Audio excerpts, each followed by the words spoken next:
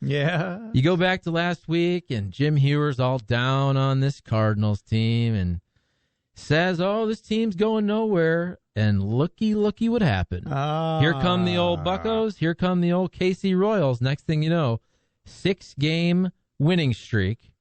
The Padres have a nice little slide. Tatis Jr. is out for a while. He's back, but you look at the standings, and I've forgotten about the division. Okay, could that get back into my brain? Let's say if the Cardinals sweep the Brewers in the next 3 days, sure. But right now, 10 games back of Milwaukee. I'm not worrying about that. But Jimmy, 4.5 games. Now you're starting to actually look. When you get below 5 games or so, you can legitimately say, we got a shot. Now, we can get into all the reasons why, and I'm not saying, oh, this is a new team, and it's the greatest team ever. But I think even the biggest hater, which you're not, I'm joking, and neither am I. We're having both fun. I think we're both very reasonable. When you see 4.5 games, that's a big difference between 8.5. 4.5, you do have a shot now. Well, one, I'm giving you credit because you were the one that was a believer. You've said the whole time, they're going to make a run at this thing. And I kept going, I don't see it, Charlie. Hold on a second. No, you did say that. Here's what I said. Now, do I waffle back and forth? Of course I do. A month or so ago, I set the over-under on would the Cardinals get, the over-under was 2.5. Would the Cardinals get within 2.5-ish games of the second wild card? And I thought that was a fair over-under. If you get to within 2 games, I mean, heck, in that final week, you can make the playoffs. So the fact that they're at 4.5 games actually doesn't surprise me. And I'm giving the Cardinals all the credit in the world. I'm not going to be one of those guys and just say, oh, it's the Pirates. Oh, it's the Royals. You still have to beat those teams. And certainly, when you sweep those teams, that's when you really make up ground in the standings. Look at San Diego. Throughout that 6-game streak for the Cardinals, you had a stretch where San Diego lost 4. And they've also gotten their star back now, Tatis Jr., who hits 2 home runs yesterday after being out for 15 days. But if you're a Cardinals fan, somebody listening right now, you also really can't complain about injuries and say, oh, if another team, we don't feel sorry for them because the Cardinals had their entire starting rotation on the injured list for a period of time.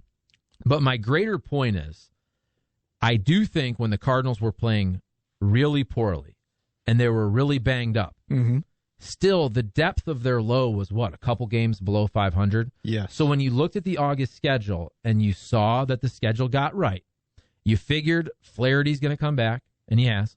Michaelis, where we don't have the same expectations on Miles Michaelis, but still, if he's back and he's eaten some innings, give the Cardinals credit. Jay Happ has been really, really good. John Lester finally had a good outing. Yeah. But I don't think it should surprise us that the Cardinals are now, let's say, 5 games. They're 61-56, 5 games over 500. They're 4.5 games back. But now it's the point where, okay, we're starting to pay more attention. We're giving you your love. Guess what? Now you got the Brewers, and you got their 3 studs in a series. You take 2 of 3 from Milwaukee, and people are really going to say, okay, this team has a chance. They have a chance right now. But let's also be honest with ourselves. You swept the Pirates, you swept the Royals, and I give you credit, but they're not the Brewers. And they're not Woodruff, Burns, and Peralta. They're not even close to those cats. They have put themselves in a position to compete and have a shot. I'm not saying it's a great shot, but they have done what they needed to do, which is when we've had this conversation on this show many times, especially in the month of June, that's what they were failing to do. They were not putting, they just kept fading farther and farther and farther away. Right now, this past week, they did everything you're supposed to do. They won every game. Cannot ask for anything more. They're in a position to take on the Milwaukee Brewers, who are playing some good baseball. And as you pointed out, and here's the funny thing, I really believe both of these teams have put this series, the middle of August, on their calendars for quite some time, and they both said, circle those 3 games. Those are super important, and we want to be ready and playing at our best when we get to that mark. What do you got? You got the 3 aces for Milwaukee. You got the Cardinals with their best arms going. It should be an awesome thing to watch. But yes, I was a doubter. I didn't think they would get this close. It helps when you get pitching. Because, look, at the deadline, I didn't think Lester and Happ were going to amount to much of anything. But when you look at Happ, he's been better than average. And Lester was pretty good the last time out. So if you get the good pitching, timely hitting, you start winning games, especially when you play lousy teams. And Jay Happ, you're starting to think maybe you bring this gentleman back. I know he's in his age 38 season, but in 3 starts, 2-0. 1.62 ERA. He's not going to strike out the world, but 11 strikeouts and 16 2/3. 5 walks, which we can deal with that. That was another issue with the Cardinals early on, is everybody was walking everybody, specifically John Gant. And that's where, look, when the Cardinals made the moves at the deadline, I understand. We all chuckle a little bit. And there are many easily written jokes. You don't have to be a joke writer for Saturday Night Live to write an easy joke about 37, 36, 38-year-old lefties, right? I mean, the jokes write themselves. Yep. However, I also am not that surprised that these guys have come over, and Happ has been better than expected. Lester has been about the same than what he was with the Washington Nationals, but he gave you one good start. And I actually think John Lester will be better than his first couple outings. I think most of the time when John Lester goes out there, he's going to give you a chance to win. Is he going to be an ace? No. But can he go 5 2/3 and allow 2 or 3 runs and give you a chance to win the game? Absolutely. And look, another thing. A week ago, we had this conversation of who are you going to drop out of the starting rotation, Jim? And what always happens? Not just one injury. Every time. Multiple injuries. We're talking about, okay, could you piggyback a righty and a lefty? Could it be Michaelis for 5 and LeBlanc for 4? And what happens? You have injuries, KK and Wade LeBlanc, and now you're really happy that the Cardinals got some depth, some major league depth in the starting rotation, and guys like Happ and Lester. But as we're talking big picture here, I'm going to go back to the same thing I've said for 2 or 3 months, and it's a broken record. No, it doesn't surprise me that they're hot. I'm giving you trouble. Hot. Everybody knows the Cardinals. We're having fun. No, yeah, absolutely. They are a good team. I thought they were going to be better than their 500-ish type record. I do think, though, still, that if the Cardinals don't make the playoffs, it's boring, it's not fun, and I've said it every day on the radio. You can probably go back to June, and that's when they really needed a J. Happ. That's when they really needed a John Lester. That's when they really needed just anybody when the team was really, really cratering. So give them all the credit in the world for getting back in this thing and winning 6 straight, but you're still looking at 4.5 games, and this is after the Padres had their slide as well. So if 2 months from now, if the Cardinals make the playoffs, it'll be fantastic. If they don't, and if they keep knocking on the door, if they get it to 3.5, they get it to 2, they get it to 1.5, whatever it is, if they don't make the playoffs, I still think and believe it's absolutely fair to look back at where they most likely lost a playoff berth. And that was still that period from May 22nd-ish through June. The Brewers get Adames. The Cardinals have Michaelis and Flaherty go down, and they fell so deep in the standings that it's really hard to make that up. So again, give them all the credit in the world for getting to 4.5, and I hope they get closer, and I hope they beat the Brewers in this series. But it's hard to climb back from 10.5 games. That's a tough ask. There was a big ditch that was dug, and it's hard to dig yourself out of, get yourself out of that. There's no doubt about that. I think it's interesting, something you just asked the question, and we'll know more when we see more, but what about J. Happ? Do you because, look, based on what he did in Minnesota, it was time to move on and time to retire. I mean, he had some awful numbers in the last, month and a half with Minnesota. But what you're seeing now, you go, you know what? It's probably not a bad idea. If he continues the way he is, you got to knock on the door and say, hey, what about coming back here for next year? Because the reality is they're going to need more arms for next year. We can sit here and talk about best case scenario, but Wade LeBlanc is hurt. We don't know if he's ever going to come back. He's on the 10-day IL, and they said, nothing structural, but again, those get at that age, you never know. Kim doesn't look like he's going to be back for some time. So there's 2 arms you wouldn't think you could count on maybe for next year. Dakota Hudson's a question. Miles Michaelis is still a question. He hasn't even pitched yet. You're hopeful. So I think it's interesting that you are considering Jay Hapwin maybe 3 weeks ago, and I was one of those joking. It happens to the best of us. It does. I was one of those joking that they're just bringing these guys in to go, hey, you got 5 innings and 100 pitches. Good luck. I'll see you at 5 innings. And he's done much better than that. Hap was better than that the last time out. Or, I'm sorry, Lester. Absolutely. And as you mentioned, Jay Happ, it wasn't like he was okay with the Twins. I mean, he had a 6.77 ERA with the Twins. And he's come here, and that's why I don't rip on the move. I know, again, there's easy Twitter jokes to be made, and we'll throw those out there. But it really shouldn't surprise us because this happens all the time, not just with the Cardinals. And you could, of course, you go back to the Dave Duncan years and talk about just kind of fresh starts, and you grab a guy, you change the way, okay, if he's throwing a 4-seamer, hey, we're going to have you throw a 2-seamer, pitch to contact, use your defense, blah, blah, blah.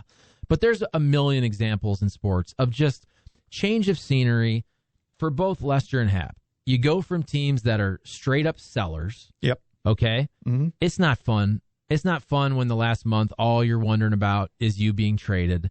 There's not a lot of fans in the stands. Nobody's happy. You look up at your numbers, your ERAs in the 5s and the 6s. You're just waiting for the year to end, or you're hoping to get traded. And even though when Happ and Lester come here, it wasn't like the Cardinals were a surefire playoff team, you had a chance. Mm-hmm. And you get to a new team. It is that whole fresh start. It's a new pitching coach. It's a new ballpark. Maybe the ballpark works better with what you like to feature. You have Yadier Molina you're throwing to most of the time, a Hall of Fame catcher. Maybe he sees something and fixes a glitch. You have a new coaching staff. You have new eyes. Yes, you have new eyes on you that teach the game a different way and just say, hey, I noticed in Minnesota you're doing this. Why don't we try this? And sometimes it's just you go somewhere else and it just works. You can be with the same team and you have an awful month for whatever reason, and then you find it. Look at Luis Castillo for the Reds. He was horrible. Yes, he was. He was horrible the first 2 months of the season, and he's been really, really good for the last 2 months or so. So the Cardinals got these guys. They're helping them win games. And also, you can't really make fun of the moves when look at what the team that you're chasing, the Padres, what did they just do? They just signed basically the right-handed equivalent of who you signed, which is Jake Arrieta, which is the old pitcher who was really, really good, who's not good anymore, but you have some injuries, and you bring him over, and you're thinking San Diego, Pitchers Park, fresh start, change of scenery, new pitching coach. Maybe Arrieta can just give us some quality starts and give us a chance. So it's hard to rip on the Cardinals going after Happ and Lester when the team you're chasing basically did the same thing a couple weeks later in grabbing Jake Arrieta. Just get somebody to get me 5 innings. I mean, that's basically what Major League Baseball is, really that. If you go look at the numbers, the average start is about 5 innings across the league. Not talking about teams like the Cardinals that are struggling to find guys in the rotation. I mean, everybody across the board. You go, I get 5. Thank you very much, and we'll move on. There's still a few aces out there, and we've got one here in St. Louis and Adam Wainwright, but everybody else is just get me 5. San Diego, I think it was yesterday. It was a bullpen game. They're relegated right now to bullpen games. So that tells you where they're at. And that's where I also think that for the Cardinals, especially after this series, it's more fair to evaluate them after they play the Brewers. But then, look, I've looked at the schedule. There's more Pirates fun and Tigers fun and Pirates fun coming after that. But we all know the Cardinals, they can beat these teams. They can beat the Pirates and beat the Royals and beat up on them. But it's recently you want to see them take series from the Braves. You want to see them play really well at home versus the Brewers. And again, if you take any series this year, let's just think about this as I'm kind of thinking out loud. Mm-hmm. Is there a more impressive 3-game series win than facing Burns, Peralta, and Woodruff? I mean, I don't think there's another pitching staff in baseball. Some guys have a better one, and you could probably make the argument that some guys have a better 1-2. Yeah. I don't know that any team in baseball has a better 1-2-3 than the Brewers do right now, and you're facing all 3 of them. That's a very accurate point. They're set up for it, and these guys, they haven't wilted. That was one of the storylines of early on was none of these guys have really, been up there logging innings for an entire year and been that kind of guy, but they have not wilted yet. Remains to be seen. We're in the last month and a half of the season. But I tend to agree with you on that one, that the Brewers are set up as good as anybody as far as pitching. And Heuer and the St. Louis kid, Devin Williams. Yeah, thank you.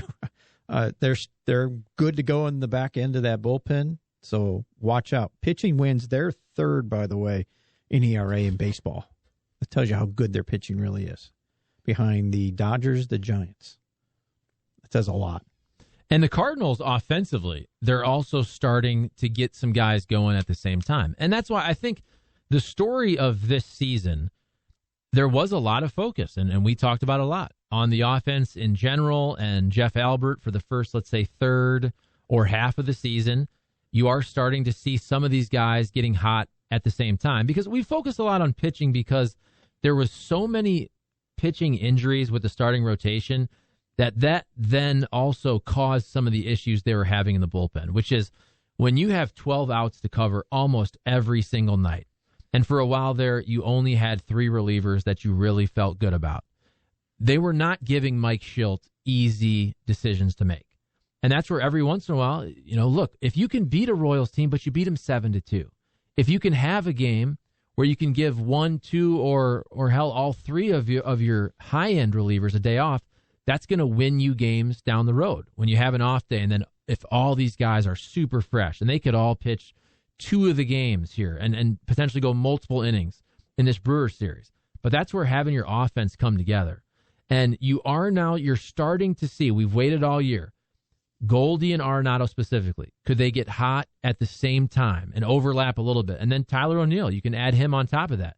Look, that is a really good middle of the order if they're rocking and rolling. I know the Cardinals don't have the deepest lineup in all of baseball, but you have some high-end talent. And if Goldie and Arenado and Tyler O'Neill are all 500 sluggish type players, which Arenado and O'Neill are 515 for the season, Goldschmidt's creeping back up after a slow start. I mean, that's a lot of firepower in the middle of the lineup.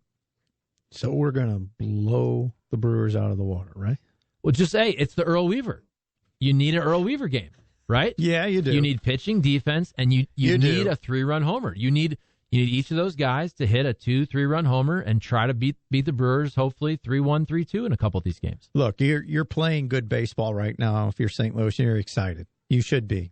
I'm not going to say your season rides on this, but a big portion of what takes place the rest of the season does ride on these next 3 games. Because I've said this the whole time. You got to get to 10 games above for me to get excited. And I think we said that last week or week ago. And I said it takes 10 days for them to even get there, and they got to win all 10 in a row. Well, they've won 6 in a row. So they're on their way. Unfortunately, we see this giant hurdle right in front of you, the Milwaukee Brewers. It's unrealistic to think you're going to sweep the Brewers. But you do got to think 2 out of 3.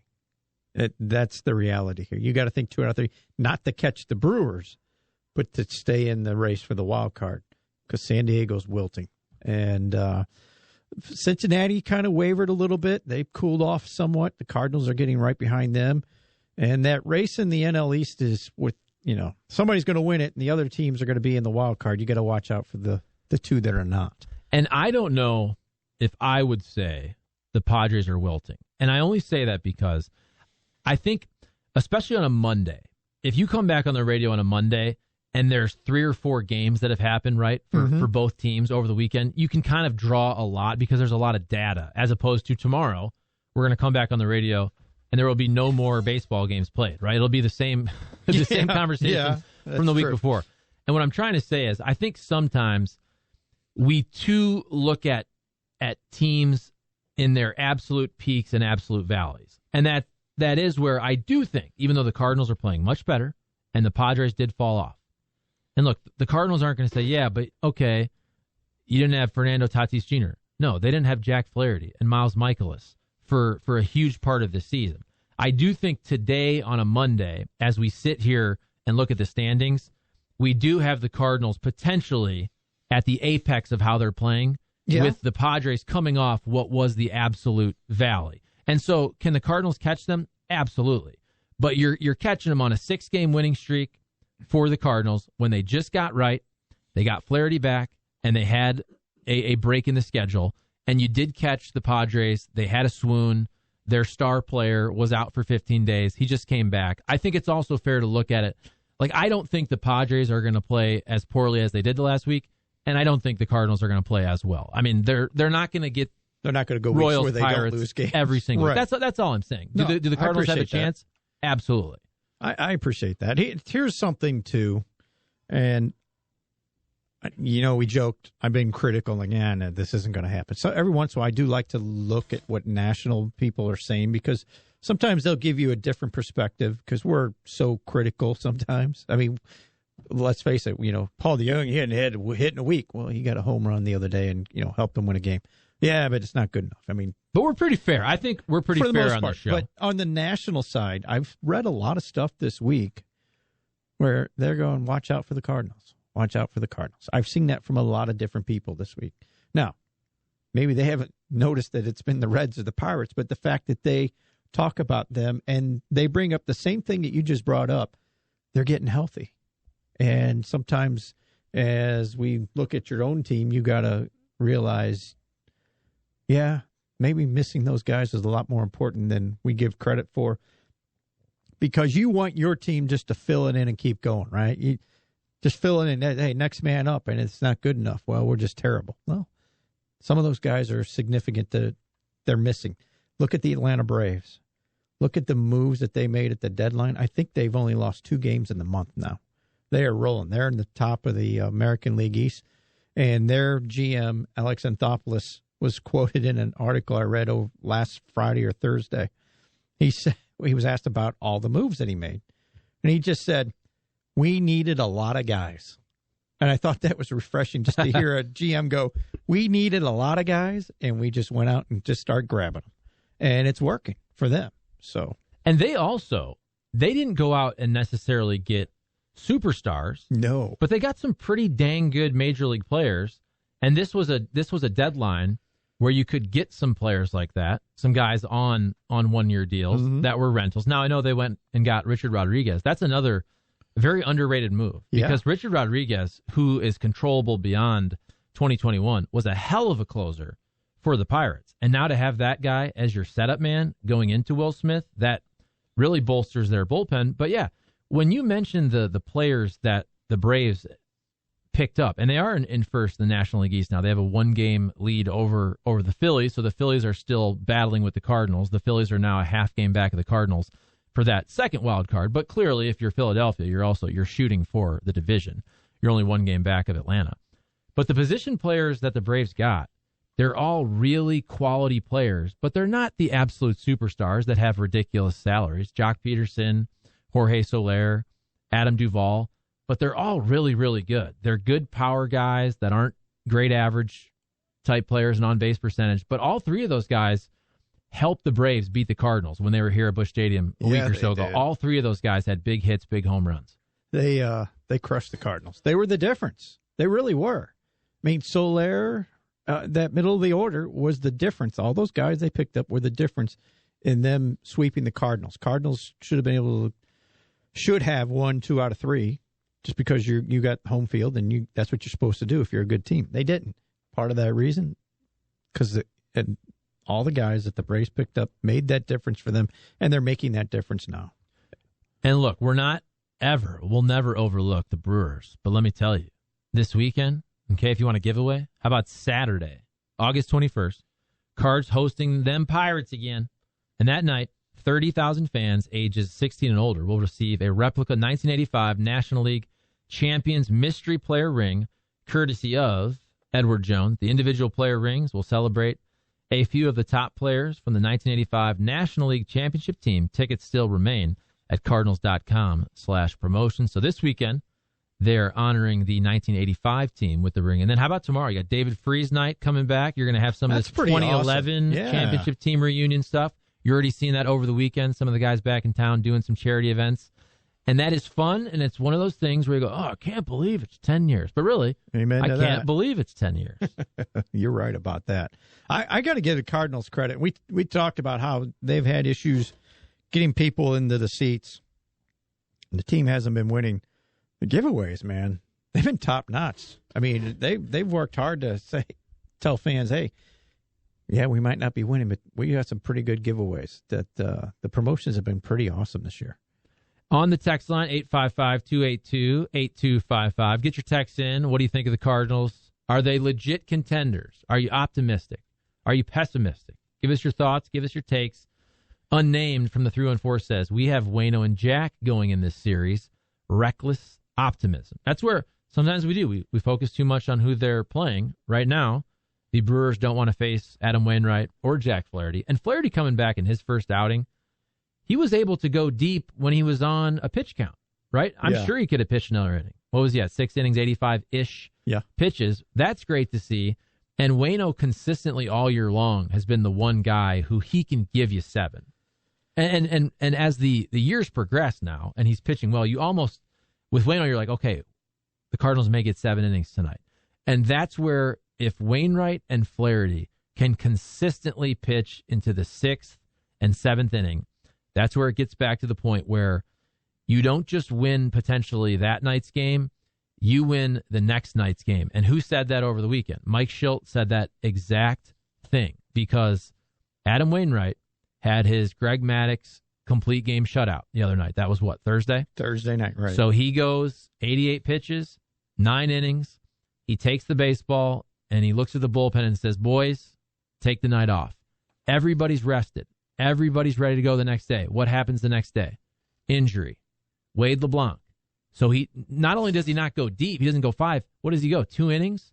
So that was a day. And Mike Schilt very aptly said this after the game. In giving credit to his bullpen that day for grinding through 7 innings of work to help them beat the Pirates, he said, let's thank Mr. Wainwright because the night before he gave everybody. That was Wednesday then, wasn't it? Okay, whatever day it was. Yes, okay. Last week. My days get mixed up. But let's thank Mr. Wainwright because that next time out, everybody was fresh to help when a pitcher went down. That is huge, as the manager said, but it also speaks to the reasons why they struggled when they did, when Flaherty went down, because they didn't have Wade LeBlanc right away. They didn't have any of those arms, so it was the Woodfords, it was the Oviedos, and what was their thing? I'm done in 3. Okay, now I got 7 innings, 6 innings, plus out of my bullpen consecutive days. Can't win that way. And lies their problem. Helps when you get pitching, as I just said, and now they're getting that pitching. It makes a world of difference. Eric in Central West End says, Charlie, he says, can we hear the I'm excited for this Brewers series Charlie drop? Oh, I think that's a morning after drop. Because I was like, I probably have said that a lot today. Oh, Rocchio sprinted in. Look at this. Look at Matt. Rocchio is sprinting in. He's commandeering the audio board to find this drop. I hope it's not a letdown after we build it up here for 30 seconds or so. But Rocchio sprinted in, and here we go. 3, 2, and 1. I'll tell you what, I'm excited for this Brewers series. And so how did that become a drop, by the way? I'll tell you what, I'm excited for this Brewers series. I love it. That was probably just 10 years ago on a random day where I had no idea who was pitching in the series whatsoever. But, hey, when the Cardinals and Brewers play. Back when the Brewers were bad, maybe? But the Brewers have given us some, we talk about 2011. NLCS, Cardinals and Brewers. The Brewers and Cardinals have given us some pretty good moments over the last decade or so. They've had some pretty good ones. You're right about that. The Brewers have improved. I mean, when the Brewers first came to the National League from the American League, they weren't worth a darn, but they have improved. They've gone through a couple different stages where, they had the Ben Sheets era. Then they ended up with Cecil Fielder, and then they had, what was it? Prince. Ricky Weeks. Oh, yeah. I said Cecil, didn't I? Hey, I have great memories of Cecil Fielder and the 1990-91 Detroit Tigers. My dad's favorite all-time baseball player is Cecil Fielder and his 51 homers back in, That's right. 1990, I believe? That's right.